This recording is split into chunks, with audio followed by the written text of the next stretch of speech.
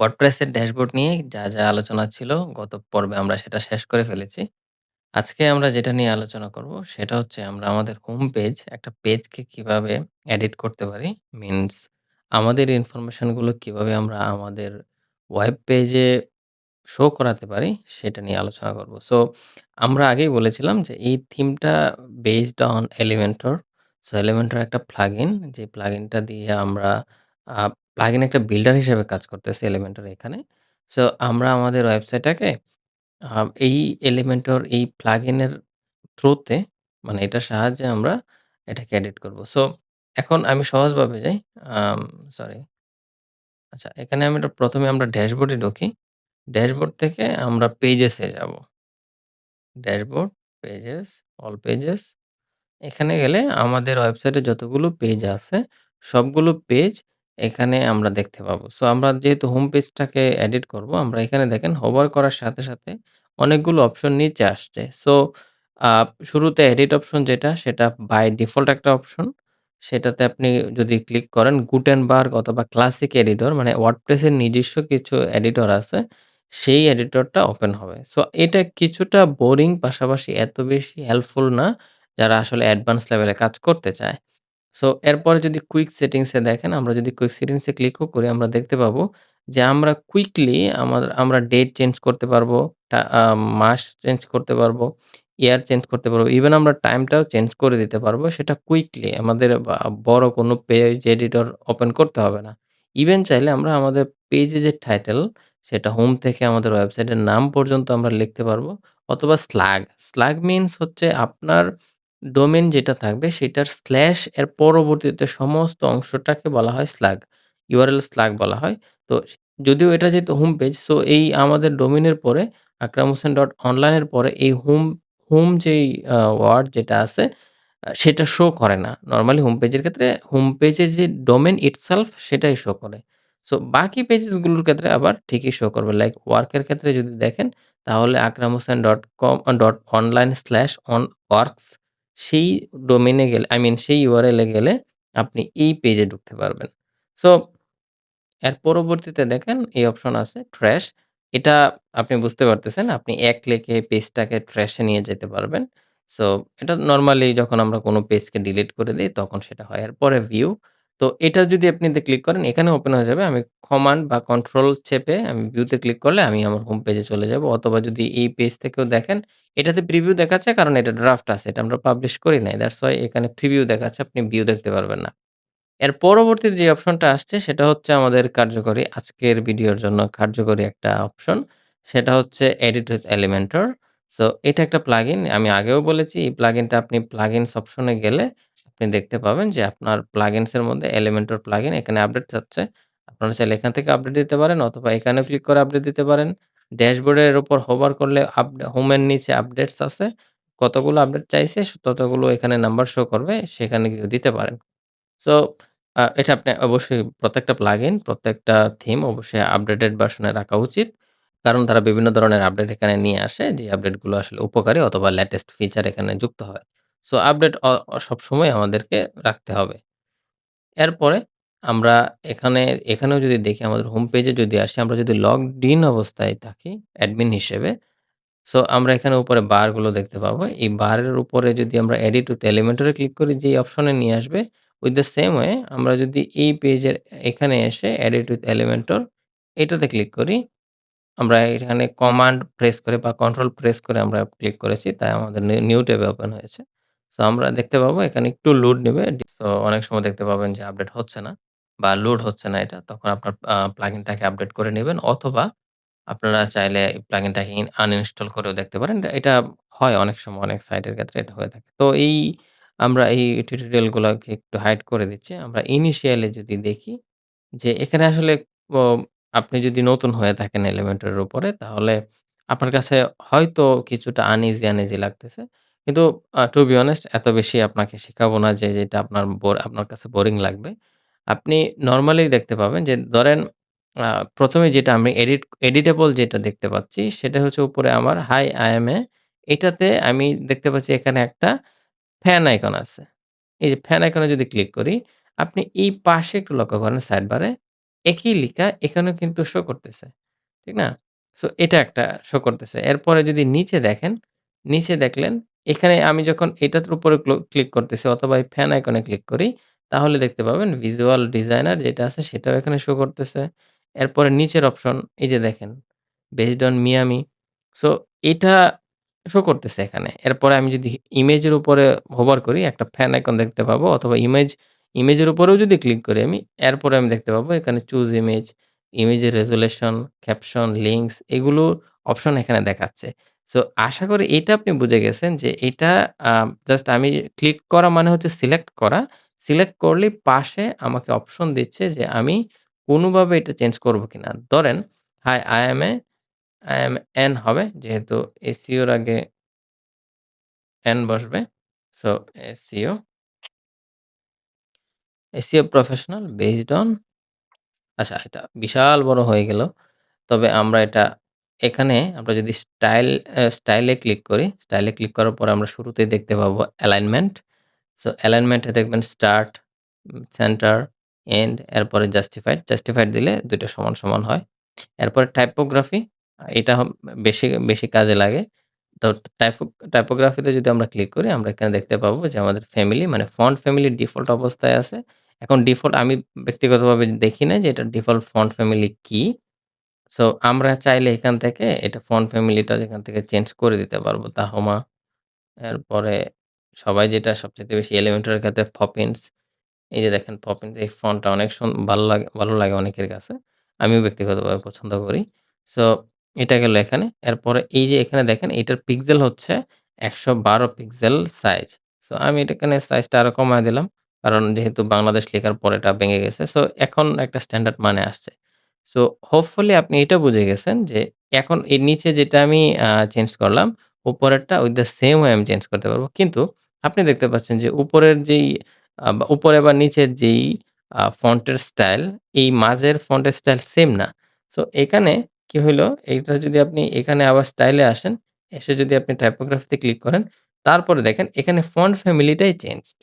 So একটা different play fair display এরকম একটা ফন্ট ইউস করছে, এই নামের ফন্ট।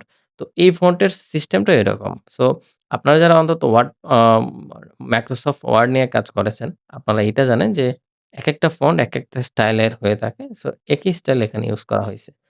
সো এখন চলেন আমরা এইটা আমাদের যে ওয়েবসাইটে ছবি আছে, এটা যেহেতু আমার ব্যক্তিগত ছবি দেওয়া লাগবে, আপনিও চেষ্টা করবেন এরকম একটা হাসিমাখা ছবি দেওয়ার জন্য। যদিও আমার অ সাইড প্রোফাইল এত বেশি ভালো আসে না। তবু I will try ওকে ধরে নিলাম এটাই আমার ছবি, যদিও এটা না। সো এখানে আমি চাইলে এটা এখানে ইউস করতে পারি। সো ইউস করার পর এখানে আমি রেজোলিউশনটা সবসময় ইমেজের ক্ষেত্রে, পার্সোনাল ইমেজের ক্ষেত্রে ফুল রাখি যেন সম্পূর্ণটা রেজোলিউশনই আসে। তাইলে দেখতে সুন্দর হয়। এরপরে আমরা এই ইমেজের ক্ষেত্রেও আমরা কিছু স্টাইলিং করতে পারবো। লাইক আমরা with height, maximum with height এইগুলো আমরা চেঞ্জ করতে পারবো। এরপরে অপাসিটি যে কতটুকু ঝাপসা আসবে না আসবে ঐরকম। আ এই যে ফাংশন গুলো আছে এগুলা মা কিছুটা বেসিক টু অ্যাডভান্স বাট আপনাদের এখানে এটা দরকার নাই। বেসিক্যালি এখন দরকার নাই। পরবর্তীতে যদি আপনি নিজে শিখে নেন তাহলে অবশ্যই দেখতে পাবেন। সো এটা গেল আমাদের হিরো সেকশন। আমি আগেও মনে হয় আগের ভিডিওতে বলেছিলাম যে আসলে আ যেই সেকশনটা হেডিং এর পরে এবং একটা নরমালি ওই হেডিং এর পর থেকে নিচের প্যারাগ্রাফ পর্যন্ত যেটা ভিজিবল অ্যাবাভ দ্য ফোল্ড হয় আরকি। এইগুলাকে আমরা হিরো সেকশন বলি। তো হিরো সেকশন আপনি প্রত্যেকটা ওয়েবসাইটেই দেখতে পাবেন। স্লাইডারকে হিরো সেকশন বানায় রাখছে। Facebook এর হিরো সেকশন থাকতে পারে। YouTube এর হিরো সেকশন যদিও নাই, ভিডিও হিরো সেকশনের মধ্যেই পড়ে। সো এই ওয়েবসাইটগুলোতে নরমালি আমরা এই সেকশনটাকে আমরা হিরো সেকশন বলি। এইটাও কিন্তু হিরো সেকশনের অংশ। এটাও হিরো সেকশনের অংশ। আ আ এখানে একটা এমন বাটন দিছে যে বাটনে ক্লিক করলে আপনি নিচে যেতে পারবেন। বাটন দিছে কি? হ্যাঁ, একটু দিছে। সো এই বাটনটা হ্যাশট্যাগ বাটন দিছে এখানে। সো এই যে দেখেন অ্যাবাউট এখানে হ্যাশট্যাগ পাঠান দিয়েছে। এটা হয়তো এইখানে লিঙ্ক করে রাখছে ওরা। এখানে আমরা দেখতে পারবো হয়তো। যাই হোক এটা খুঁজতে হবে। সো এইটা এভাবে গেল। এরপরে এখানে সোশ্যাল মিডিয়া দিয়ে রাখছে। যেহেতু পার্সোনাল ওয়েবসাইটে সোশ্যাল মিডিয়া আগে দিবে এটাই স্বাভাবিক।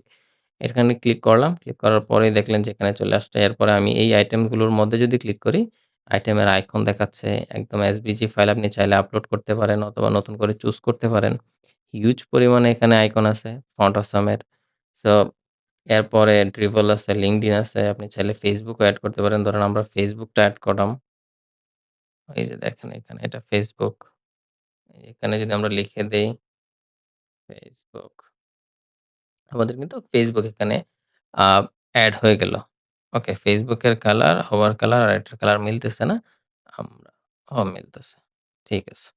এটাতে মনে হয় লিঙ্ক নাই। এই কারণে কি? হ্যাঁ, এক্সাক্টলি। লিঙ্ক নাই। কারণ আমরা ডেড লিঙ্ক দিয়ে দিয়েছি। সো ডেড লিঙ্ক মানে হচ্ছে একটা হ্যাশ দিয়ে দিলেই এই লিঙ্ক, এটা লিঙ্ক হিসেবে বিহেভ করবে কিন্তু অরিজিনালি লিঙ্ক না। So it's not harmful, you can use it. এরপরে আমাদের এখানে হচ্ছে আমাদের about section. This is a lovely section.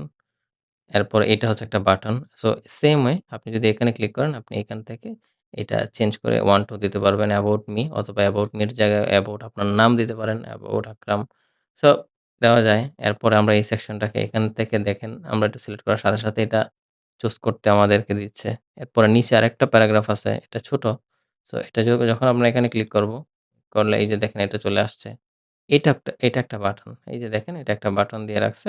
বাটনের নিচে একটা আন্ডারলাইন দিয়ে রাখছে। এটা আমরা চাইলে এখান থেকে about me more, more about me. So এখানে চাইলে অ্যাবাউট মি আকরাম বা আপনার নাম হিসেবে আপনি দিতে পারেন। আমরা আমরা নিচের সেকশনে চলে আসছি। সেটা হচ্ছে রিসেন্ট প্রজেক্ট। তো রিসেন্ট প্রজেক্ট এর ক্ষেত্রে এখানে একটা বাটন দেখলেন যে এটা যদি আমাদের রিসেন্ট প্রজেক্ট নামে যদি আরেকটা কোনো পেজ হইতো, আমরা ওয়াল পেজে যেই পেজের মধ্যে আমরা শুধুমাত্র আমাদের প্রজেক্ট শো করাইতাম, সো ওই পেজটাকে আমরা এখানে লিঙ্ক আপ করে দিতাম।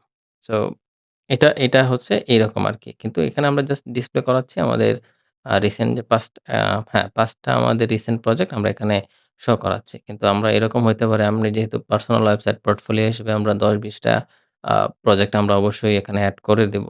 সো ওই ১০-২০ টা প্রজেক্টকে আমরা হ্যান্ডেল করার জন্য, আই মিন ডিসপ্লে করার জন্য আলাদা ডেডিকেটেড একটা পেজ লাগবে। সো এই ডেডিকেটেড পেজটাকে এখানে আমরা লিঙ্ক আপ করে দিব। সো এগুলা কিভাবে চেঞ্জ করা লাগে সেগুলো আপনি জানেন। অথবা ধরেন এখন বলতে পারেন যে, "ভাই আমি তো এটা মানে কালো রঙের এটা করতে চাই।" এটা করতে পারবেন। স্টাইল এ আসেন।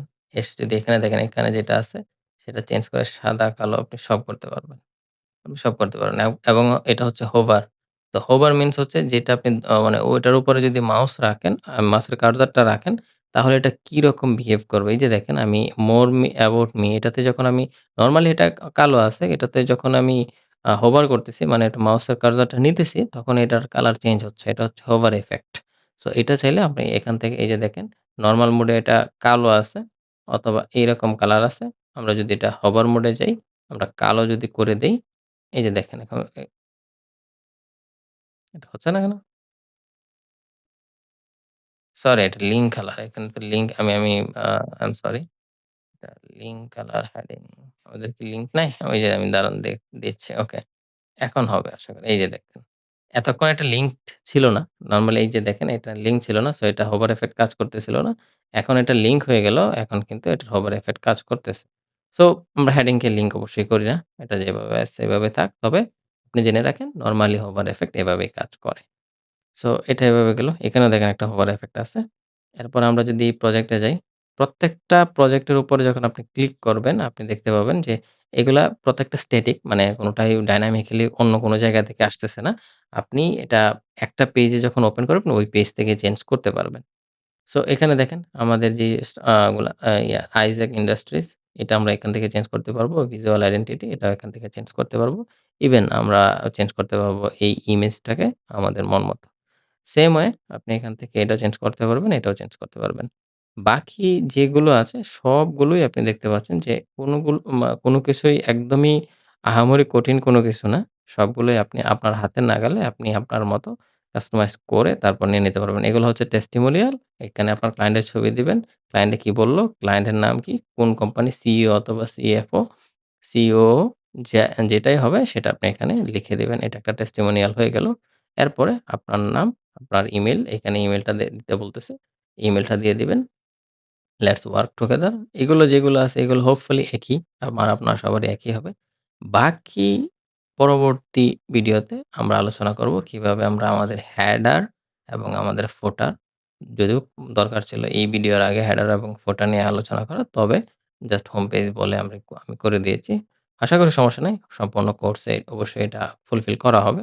ইনশাআল্লাহ হেডার এবং ফুটার কিভাবে আপনি চেঞ্জ করতে পারবেন, কাস্টমাইজ করতে পারবেন, সেটা নিয়ে আলোচনা করব।